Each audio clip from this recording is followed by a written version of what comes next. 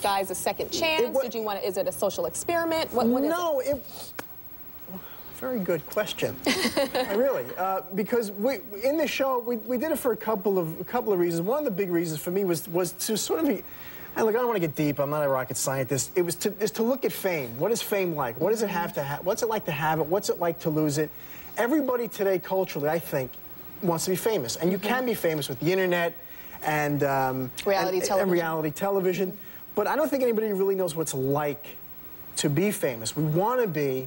It's like people used to want to be an astronaut, but until you sit in an astronaut's chair, you don't know what it's like. You have to go to the bathroom in a tube. All of it. Yeah, it's just not the funnest thing. We don't have to do that, but we do have to read message boards and mean things, and people don't understand that until you get there. Now you do. Yeah. So it was just a way for us to explore what it's like to have fame, what it's like to have fame dissipate, and we got these guys together.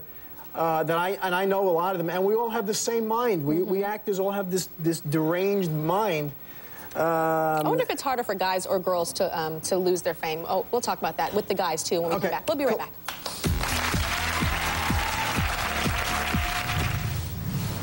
Up next, joining us today is Chris Atkins, who went from the Blue Lagoon to building swimming pools. You guys that don't know, Blue Lagoon was this movie about these like shipwrecked kids. Chris and Brooke Shields got it on. Woo!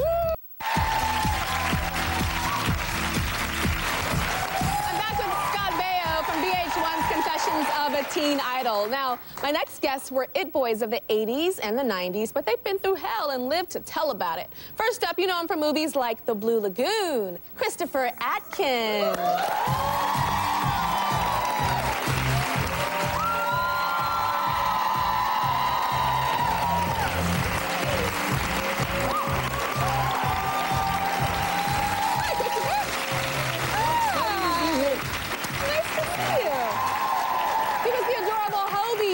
Series Baywatch, Jeremy Jackson.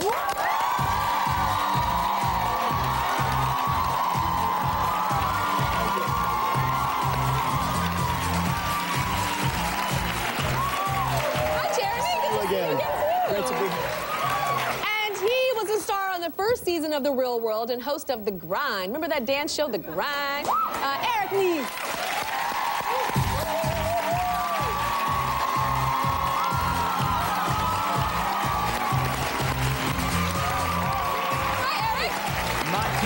Cisco, what's up, what's up, what's up? How do you know that? How are you? I know it. My girlfriend told me. Oh, wow.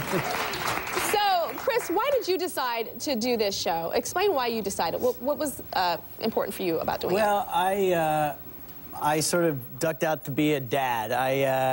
You know, the greatest role of my life was raising 2 kids, and now my 2 kids are both seniors in college, and they're about to go out on their own, and you know something, it came along right at the right time, and it was really interesting because the beginning of the show, when I'm packing my bag, my daughter starts crying, and I had no idea, because she's home with me, and I had no idea why she was crying, and I said, what's the matter? And she said to me, Dad, I'm just really excited for you. It's your time again. Oh. So, yeah.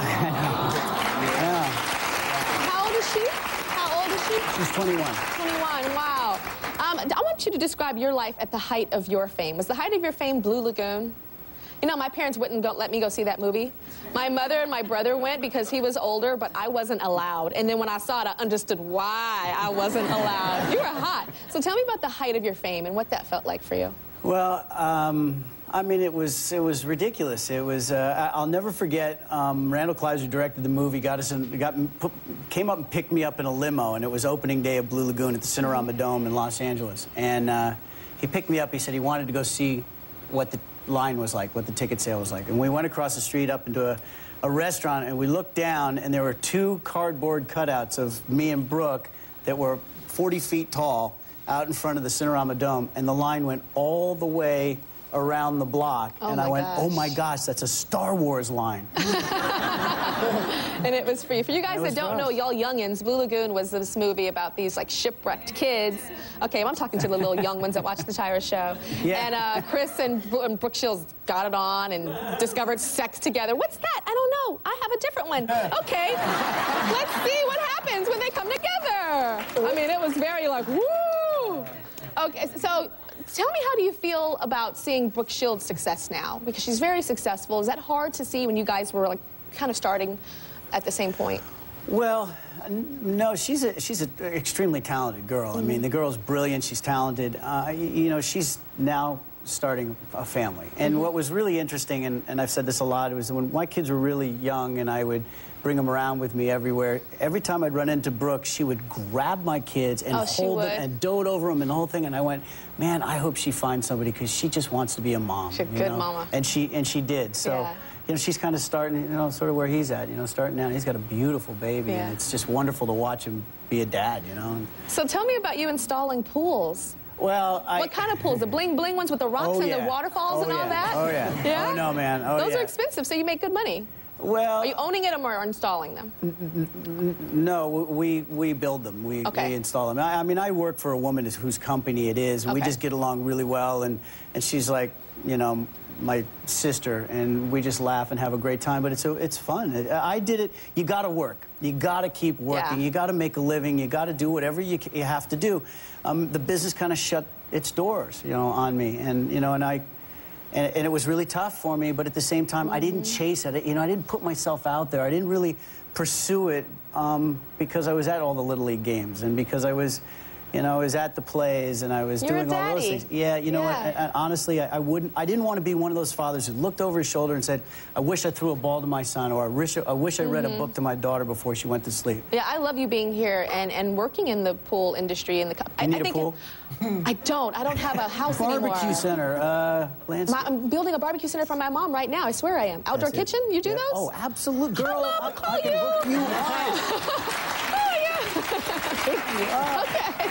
But I think it's so important because all work is honorable. As long as it's honest work, it's all honorable. I agree. That is so true. I'm moving on to you, Jeremy. Oh, no. Yes.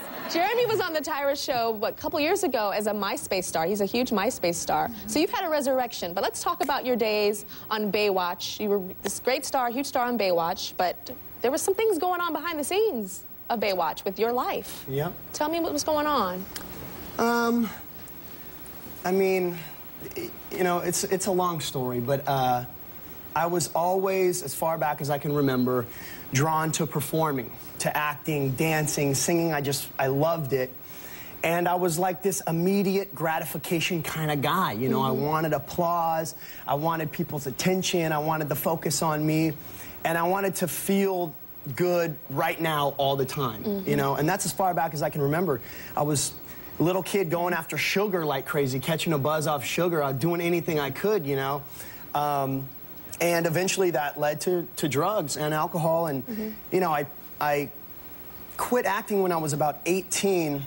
Were you on drugs when you were doing Baywatch? Throughout Baywatch, towards the later years, yeah. You know, I thought smoking was cool. I wanted to smoke. Smoke weed? Smoke cigarettes, smoke weed. You know, it's cigarettes, then weed, then, you know, weed and booze, and then booze and a little bit of drugs that you never thought you would do. And then, you know, before I knew it, I'm locked in a garage with, you know, gang members and manufacturing methamphetamine, and I've been, you know, to jail and a lot of rehabs and a lot of money, and just destroyed. I heard you had scabs on your face, too. Well, I used to, like, go crazy and pick my face. Like, it was like, you know, when people, like, cut themselves and stuff? Like, what's that called? Self-mutilation? Yeah, basically. cutters. I mean, I was in a, you know, a meth-induced, you know, nightmare, you know, hurting myself and clawing myself. It was horrible, you know? I really took my life as far down as I possibly could. And it sounds crazy, but it's something that I wanted. I wanted to do. I wanted to ruin everything. I purposely ruined everything. I don't know. Did you not feel you were good enough? Do you not feel you deserved fame? That definitely goes along with it, you know? You know, I wanted to just grab the wheel and turn it in the complete opposite direction. You know? You wonder if that's what's happening with a lot of stars right now that are on that same path, if that's what it is, not feeling good enough and not feeling that they deserve it. I have an analogy that goes along with that with, you know, a lot of young celebrities and celebrities in general. I really think from my own experience, being an entertainer, being a very emotional, you know, oversensitive, raw type of person, you know, to have the ability to perform and project all this different stuff and be so sensitive, you know, and over emotional, that it goes hand in hand. That A-type personality goes hand in hand with, you know, addictions in general. We'll be right back.